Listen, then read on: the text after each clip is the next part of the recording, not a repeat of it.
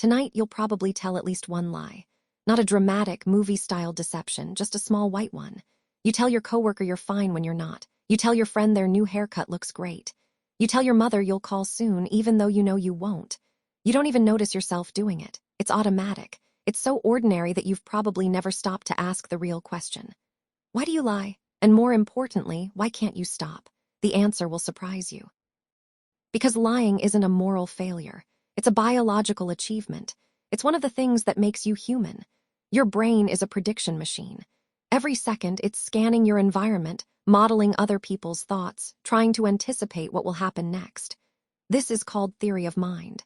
It's the ability to understand that other people have beliefs, desires, and intentions different from your own. Most animals don't have this. Your dog loves you, but he doesn't wonder whether you're actually happy to see him or just being polite. You do. You do this constantly. And lying is one of the most sophisticated expressions of theory of mind. To lie, you have to hold two versions of reality in your head at the same time. You have to know what's true. You have to know what someone else believes. And you have to deliberately create a gap between them. This is not simple. This is one of the hardest cognitive tasks your brain performs. Paul Bloom, a psychologist at Yale University, has studied lying extensively. His research shows that children start lying remarkably early. By age 2, some children are already capable of deception. By age 4, most children understand that they can manipulate what other people believe. This isn't a sign of moral corruption. It's a sign of cognitive development. Lying and theory of mind develop together. When a child learns to lie, their brain is literally building new neural pathways for understanding other minds. So lying is a marker of intelligence, but it's also a marker of social survival. Your ancestors didn't survive by being the strongest or the fastest. They survived by being the most socially adept. In a group of 200 or 300 individuals, the size of most hunter-gatherer bands, your reputation was everything. If the group decided you were untrustworthy, you were dead. Social exclusion was a death sentence, so your brain evolved to navigate an incredibly complex social world. And lying became one of your primary tools. Think about that for a moment. Every human being on Earth right now is running a constant social simulation. You're aware of what people think about you. You're aware of what you want them to think. And you're constantly adjusting your behavior and sometimes your words to manage that gap. This is exhausting. It's also relentless. Deanna Caputo, a researcher at Washington University in St. Louis, ran a study where people were wired up to lie detectors while they told the truth and told lies. The results were striking. When people told lies, their bodies reacted as if they were under genuine threat. Heart rate increased.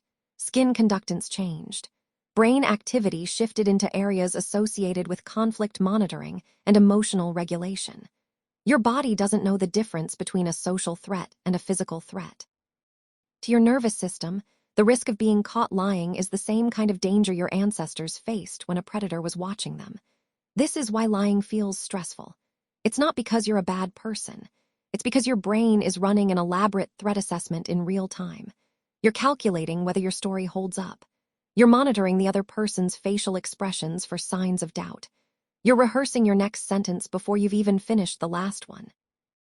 All of this happens in a fraction of a second, and it's happening right now while you're reading this. But here's the most counterintuitive part. You're not just lying to other people. You're lying to yourself. Self-deception is the most common form of lying in human history. Think about the last time you did something selfish and convinced yourself it was actually altruistic.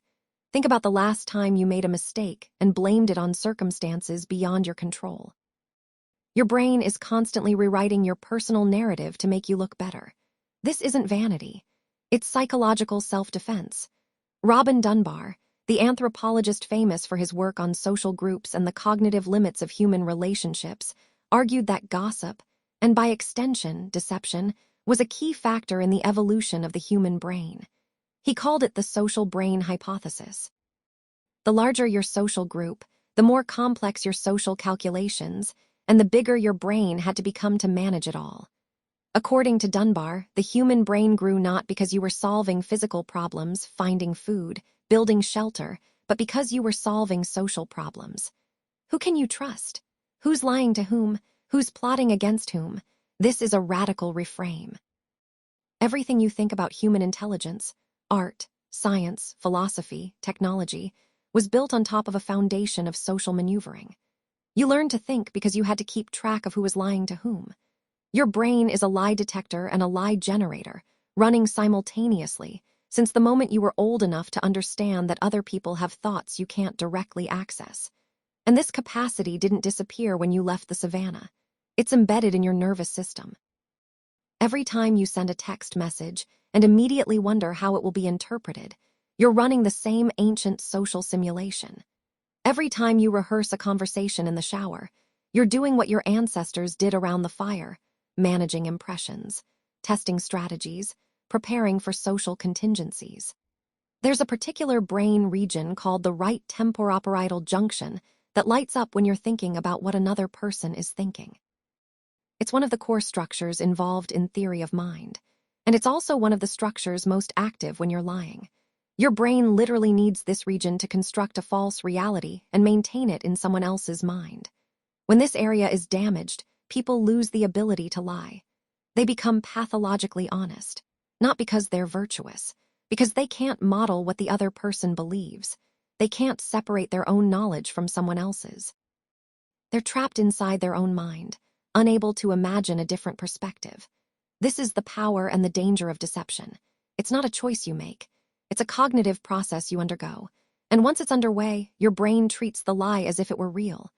Researcher Timothy B. Jones at Stanford has shown that people who lie frequently actually start to believe their own stories. The more you repeat a falsehood, the more your brain encodes it as memory. This is called memory conformity. Your brain doesn't keep a perfect record of events. It reconstructs them every time you recall them.